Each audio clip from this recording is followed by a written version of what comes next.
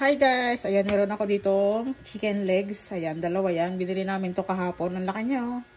Mura lang ang kilo nito. Nabili namin sa daan nung kami galing ng Kalapan. Tapos hiniwa-hiwa ko na rin siya ng ganyan. Tapos nilinisan ko na rin. O, ayan, wala na yung tuwit. Tapos ayan, ay meron pa pala dito. Tanggalin daw yan para hindi daw siya masyadong malansa. Ayan, ganyan lang naman yan. Dalawa to, dalawang hita. Siyempre, dalawa kami kakain. Ang laki eh. Natigisa kami dito. Hindi naman na ito mauubos. Pero gusto ko lang kasing iprito siya ng buo. Yan. Magpiprito ako ngayon. Ayan, hugasan ko na siya. Yan. Okay na yan. Hugasan ko na. Ngayon naman ay, bababaran ko muna siya. Ngayon naman na meron ako ditong 11 na, na kalamansi. Ayan, 11 yung aking nahiwa.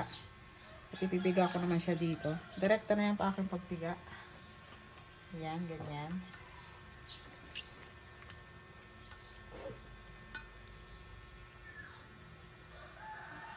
Wala kasi kaming lemon. Maganda pang ano daw dito lemon. Pero dahil nga nasa Pinas tayo, kalamansi ang ating ilalagay.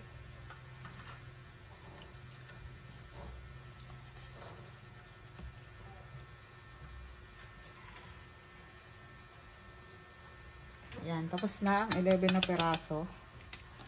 Saka natin siya imimix para mawala yung lansa ng manok.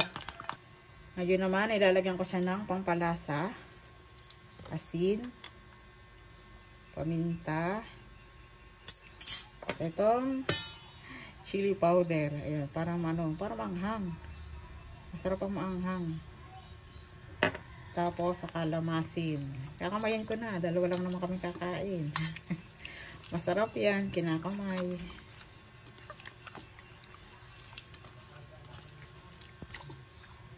Yan. Ipababad ko lang yan dito. Kahit mga 30 minutes lang. Para manot lang yung lasa. Yan. 30 minutes lang. Ngayon ay oras na ng ating pagluluto. At ayan, nagpapainit na ako ng mantika. Ayan, dami ng mantika na yan. Tapos ito yung ating magiging, ano ko siya dito, i-coat ko dito yung chicken. At gumamit ako nitong crispy fry. Ayan, ngayon lang ulit ako makakaano nito. Ngayon na lang ulit ako gumamit itong crispy fry na ito. Tapos i-coat ko dito yung ating chicken. Ang bango talaga nitong crispy fry na ito, no? I-coat lang natin siya dyan. Hindi na ako gumamit ng itlog dito kasi ayan lang naman, crispy fry lang. Tatry kong gamitin lang yung crispy fry lang talaga. Ito palang crispy fry na to, nalagyan ko siya ng konting harina. Para hindi naman siya purong-purong crispy fry.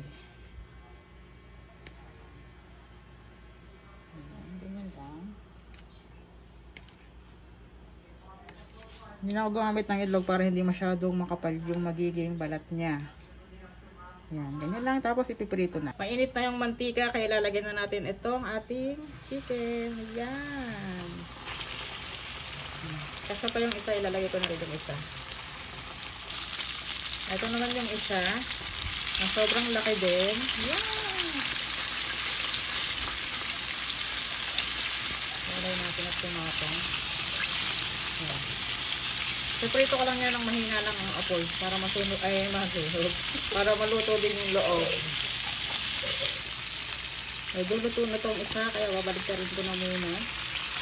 Ngayon na lang ulit ka na dyan. Ito na mga siya. Adi ba, manipis lang yung pinaka-ano niya, pinaka-harina niya. Hindi siya masyadong makapal. Para hindi yung pagkagat, balat-kagat. Ayan na yung chicken, malapit na yung maluto. Nabaligtad ko na yan, nabaligtad. Ayan, di ba? Medyo nasulit ko ng konti. Pero okay lang yan, balat lang naman yan. Ngayon naman ay magagawa naman tayo ng gravy. Ayan, gravy para katulad sa mga fast food. So, meron ako dito ang butter, 2 tablespoons. Tutunawin ko lang dito yung butter hanggang sa matunaw.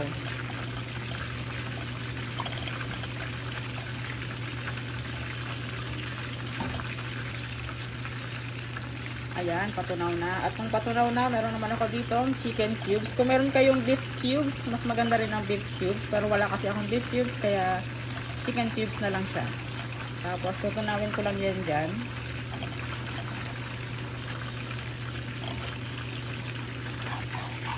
Ayan, tunaw na. Kapag ka natunaw na yung ating chicken cubes, maglalagay naman ako dito ng 2 cups na tubig.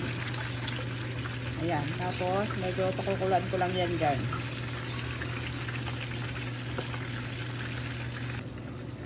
After ilang minuto, ayan ho, kumukulo-kulo-kulo na siya. Medyo ano na, mainit na.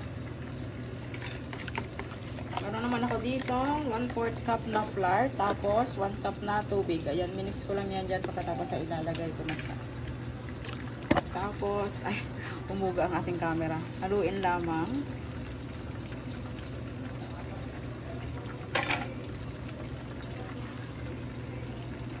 Haluin para hindi siya magbuo-buo.